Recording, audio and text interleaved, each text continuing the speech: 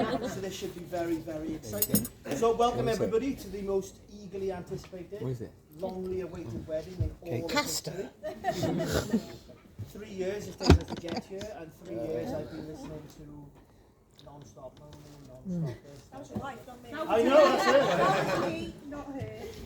Okay, so I've known Daniel from day one.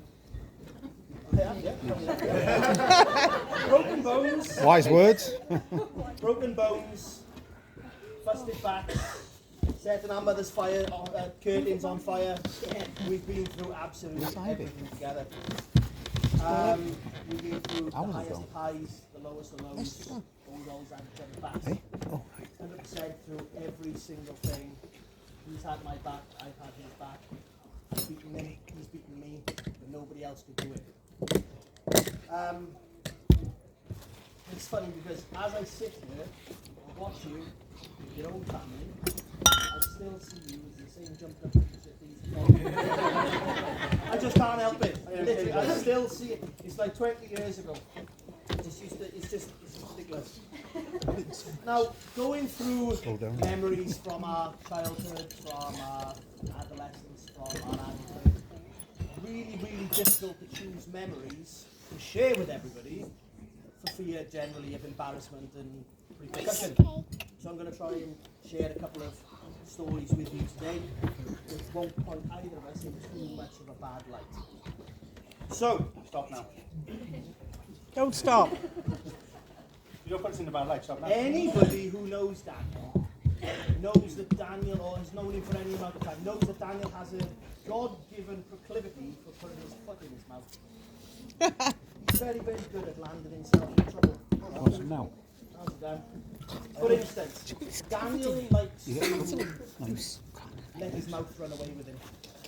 And Daniel sometimes doesn't know when to shut up, as indicated by his speech.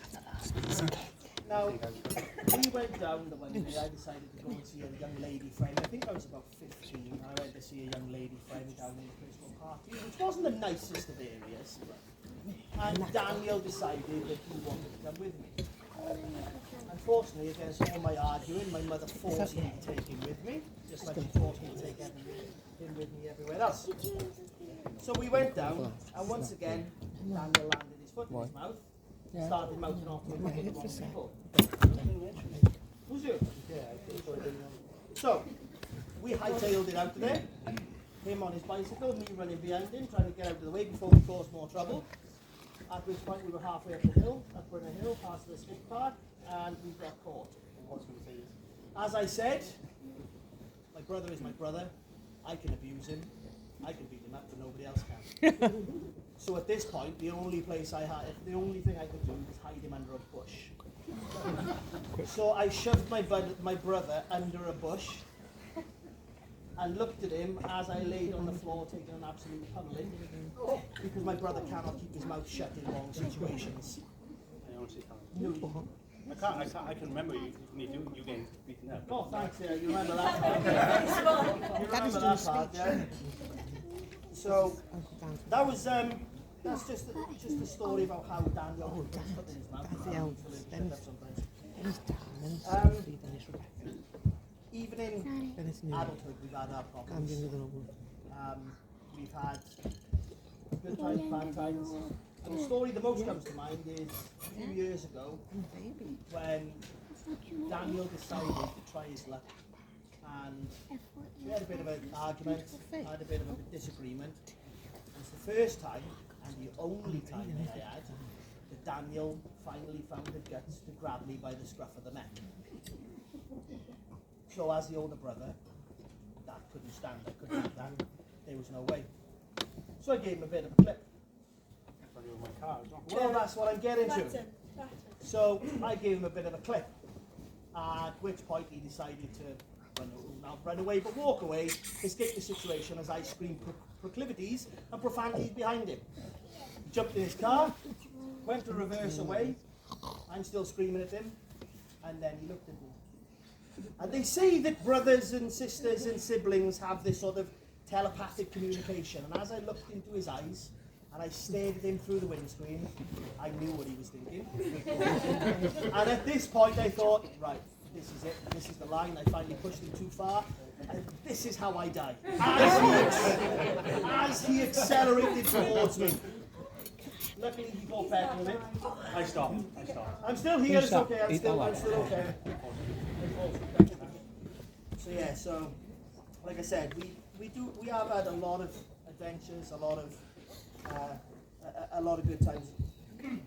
The best time, and I've got to reiterate because you made me sound like an absolute horror about the camping story. Every weekend when we were kids, we went camping.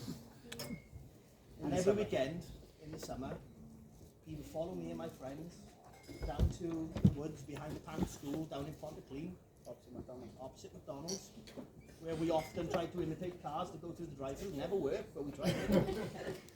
And typical 14, 15, 16-year-old boys, let's have a beer, you know, we send the oldest down to Tesco, get a slab, have a beer in the woods while we were camping. Daniel being the youngest, he couldn't handle it very well, and he generally used to go to bed quite early. And we used to play a game called Run. Obviously we had a campfire, and you know, one day we pitched the tent a little bit too close to the campfire. And it was my brother, and there was about 3 other friends.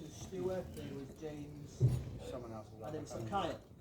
Kyle in the tent, and me and my friend Matthew, in our beveraged state, thought it would be a good idea to play this game we like to play called Run.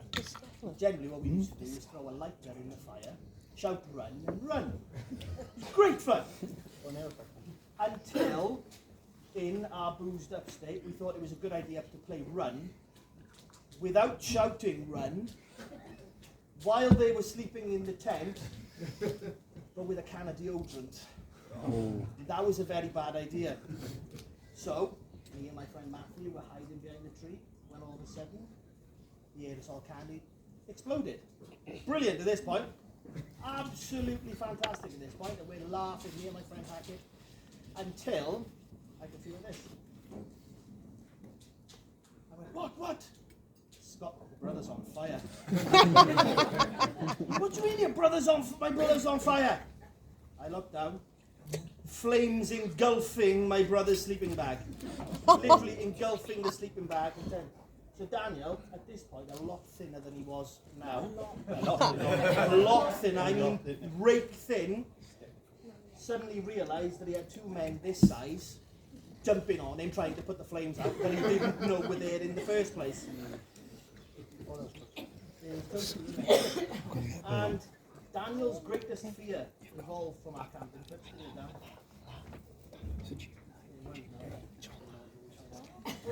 Daniel's greatest fear as he used to go about was when he misbehaved.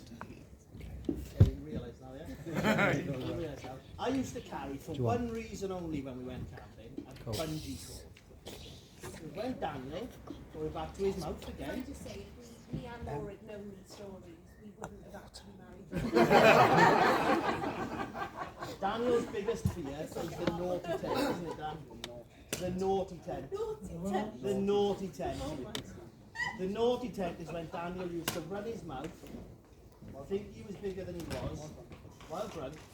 So what we used to do, we used to put him in a sleeping bag and bungee strap it around his neck, whilst we then rammed him into the sleeping bag, into the tent. Where I am.